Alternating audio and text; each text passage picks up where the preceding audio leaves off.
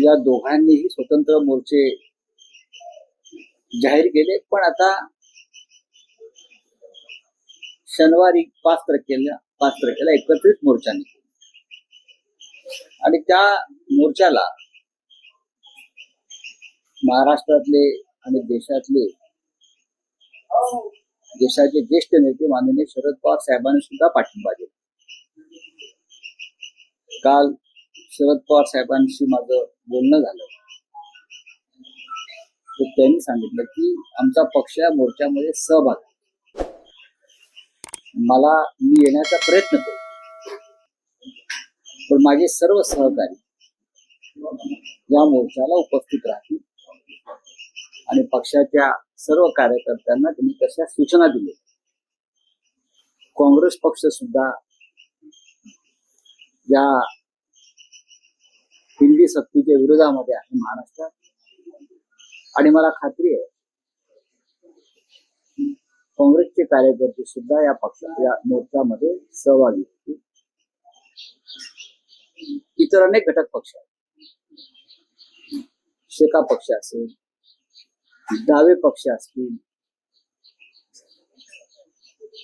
अन्य काही पक्ष आहेत, संघटना आहेत, या सगळ्यांनी, दलित पॅंथर असेल, या सगळ्यांनी या ऐतिहासिक मोर्चाला पाठिंबा जाहीर केला.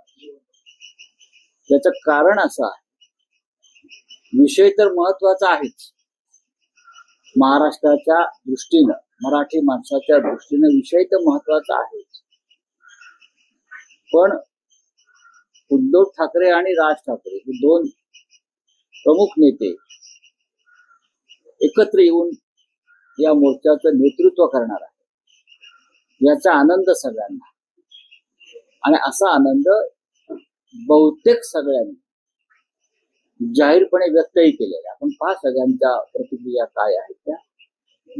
मोर्चाची जी वेळ आहे, जी जाहीर केलेली आहे मनसेतर्फे, ती सकाळी 10ची आहे, त्याच्यावरती आम्ही चर्चा करू. मनोमिलन होतंय का? कारण मोर्चा एक पाहायला मिळतंय, कारण कालही बघितलं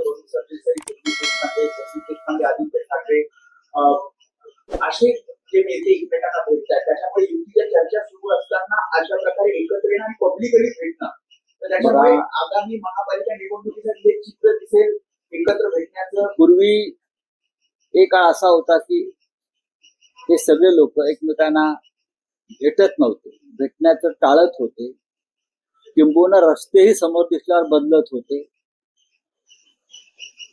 आता एकत्र भेटतात, एका टेबलावर चहा पितात, शेक हँड करतात, हस्तांदोलन करतात, एकत्र गप्पा मारण्याचे व्हिडिओ तुम्ही शेअर करताय.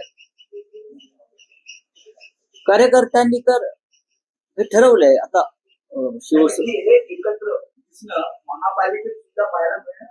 आमच्या सगळ्यांची भूमिका आहे की मुंबईवरती जर मराठी माणसाचा झेंडा फडकवायचा असेल, तो सातत्यानं माननीय बाळासाहेब ठाकरेंच्या नेतृत्वाखाली फडकलेला आहे.